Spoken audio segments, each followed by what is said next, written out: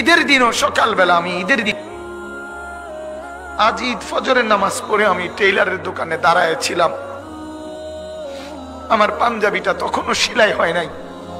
আমি ঈদের নামাজে যাব কিভাবে?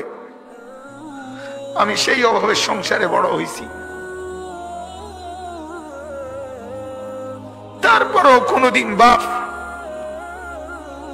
অবৈধ রোজগারের পিছনে যায় না, এক মসজিদের ইমামতি করছে। কি হলো বাপ? শুধু টাকা। ছেলেও কামায়, মেয়েও কামায়, স্বামীও কামায়, স্ত্রীও কামায়, রোজগারি করছে। এত উপার্জন, এত জনে মিলে কামায় রোজগারি, মাগার কিস্তি শেষ হয় না। কি শেষ হয় না? শেষ হবে না। নাফরমান হারামখোর, তোর কিস্তি জীবনে শেষ হবে না, মনে রাখিস। অবৈধ উপার্জনকারী, তোর অভাব যাবে না, তোর কলিজায় কোনোদিন তৃপ্তি আসবে না। আমাদের মসজিদের ৫,০০০ টাকার ইমাম, তার কিস্তি লাগে না, আর সে তার বিবি বাচ্চা নিয়ে রাস্তায়ও থাকে না, রাস্তায়ও থাকে না। ৫,০০০ টাকার মসজিদের ইমাম সাহেবের বেতন নিয়েই মালিকের ৩০ দিনের ১ মাস ইজ্জতের সাথে, পর্দার সাথে, হালালের মাধ্যমে তার জিন্দেগি কাটায়া দেয়। এক ওয়াক্ত নামাজও ছোটে না।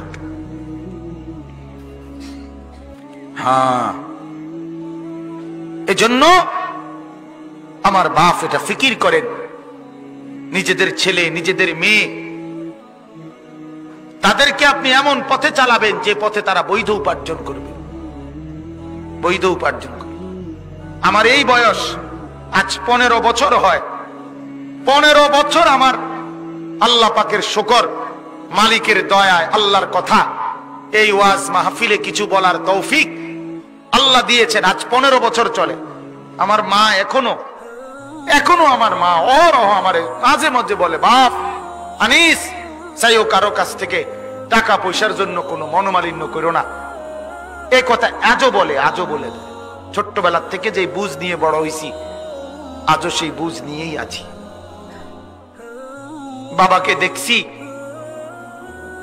বাবাকে দেখছি অভাবের সংসারে। ২৭ দিন তারাবির নামাজ যেদিন শেষ হয়েছে, তারপর দিন একটা পাঞ্জাবির কাপড় কিনা দিছে আমারে। ঈদের দিনও সকালবেলা আমি ঈদের দিন আজ ঈদ ফজরের নামাজ পড়ে আমি টেইলারের দোকানে দাঁড়ায় ছিলাম।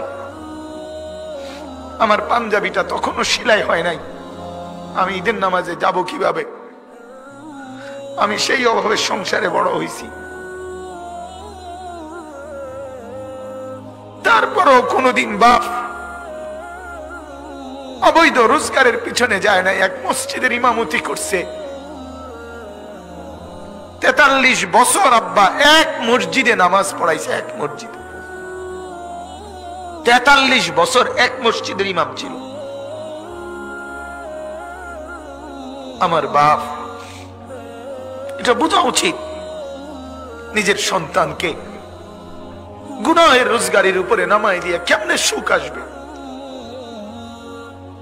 নিজের ঘরে হারামের, সুদের টাকা, ঘুষের টাকা, চুরির টাকা, ডাকাতির টাকা, ওজনে কম দিয়ে ঠকবাজি করে, প্রতারণা করে, মিথ্যা বলে, ধোঁকাবাজি করে, নেশার সামানা বিক্রি করে, মদের উপকরণ বিক্রি করে, জুয়ার সামগ্রী বিক্রি করে, মানুষকে ঠকাইয়া, প্রতারণা করে, মিথ্যা বলে যে টাকা আপনি ঘরে আনলেন, আপনি অনেক মানুষকে কষ্ট দিয়ে আপনার ঘরে সুখ আসবে কেমনে বলে? আল্লাহ আমাদেরকে বুঝার তৌফিক দান করুক।